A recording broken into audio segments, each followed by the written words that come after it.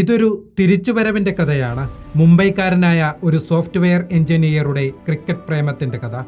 Indian ആഭ്യന്തര ക്രിക്കറ്റിൽ മുംബൈയുടെ മുൻതാരം മയങ്ക് അഗർവാൾ, KL രാഹുൽ, ഹർഷൽ പട്ടേൽ, ജയദേവ് ഉനദ്കട്ട്, സന്ദീപ് ശർമ്മ തുടങ്ങിയവർക്കൊപ്പം കളിച്ച താരം.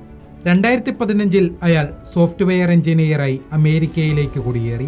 9 വർഷത്തിന് ശേഷം അമേരിക്കൻ ക്രിക്കറ്റിന്റെ ഹീറോ, ഇടംകയ്യൻ പേസർ സൗരവ് നേത്രവൽക്കർ. 2020 ലോകകപ്പിൽ ഏറ്റവും ആവേശം നിറഞ്ഞ മത്സരം. ഒരു വശത്ത് ക്രിക്കറ്റ് പാരമ്പര്യം വിളിച്ചോതുന്ന പാകിസ്ഥാൻ, മറുവശത്ത് വിരലിലെണ്ണാവുന്ന മത്സരങ്ങളുടെ പരിചയമുള്ള അമേരിക്ക.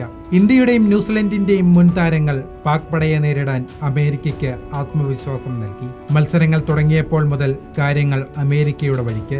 ബാബർ അസമും ഷതാബ് ഖാനും ഷഹീൻ ഷാ അഫ്രീദിയും നടത്തിയ ചെറുത്തുനിൽപ്പിൽ പാകിസ്ഥാൻ ഭേദപ്പെട്ട സ്കോറിലെത്തി. അമേരിക്ക തിരിച്ചടിച്ചപ്പോൾ പാകിസ്ഥാൻ കളി മറന്നു. പക്ഷേ 12ാം ഓവറിൽ അപ്രതീക്ഷിത വഴിത്തിരിവുണ്ടായി. അതുവരെ ഉപയോഗിച്ച പന്തിന് കേടുവന്നു. പുതിയ ബോൾ എടുത്തപ്പോൾ പാക് പേസർമാർക്ക് സിംഗ് ലഭിച്ചു. നന്നായി കളിച്ചിരുന്ന മൊനാങ് പട്ടേലും ആൻഡ്രീസ് ഗൌസും പുറത്തായി. അവസാന ഓവറിൽ ഹാരിസ് റൌഫിന്റെ താളം തെറ്റിയപ്പോൾ അമേരിക്ക സ്കോർ ബോർഡിൽ പാകിസ്ഥാനൊപ്പം എത്തി. മത്സരം സൂപ്പർ ഓവറിലേക്ക് നീങ്ങി. ഗുജറാത്തുകാരനായ അമേരിക്കൻ നായകൻ മൊനാങ് പട്ടേൽ ഒരു തീരുമാനമെടുത്തു. അതുവരെ ബാറ്റ് ചെയ്യാത്ത ഹർമീത് സിംഗിനെ ആരോൺ ജോൺസിനൊപ്പം ക്രീസിലേക്ക് അയച്ചു.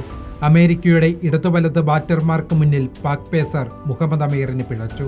7 വൈഡുകൾ അമീർ നൽകി. ഒടുവിൽ പാകിസ്ഥാന് മുന്നിൽ 19 റൺസിന്റെ വിജയലക്ഷ്യം.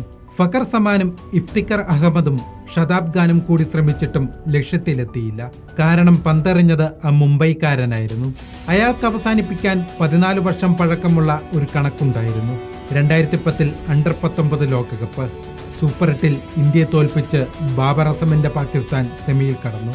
ഇന്ത്യൻ ക്രിക്കറ്റിൽ അയാൾക്ക് മുന്നേറാനായില്ല. പക്ഷേ 2024-ൽ ബാബർ അസമിന്റെ പാകിസ്ഥാനെ സൗരവ് സൂപ്പർ ഓവറിൽ കുടുക്കി.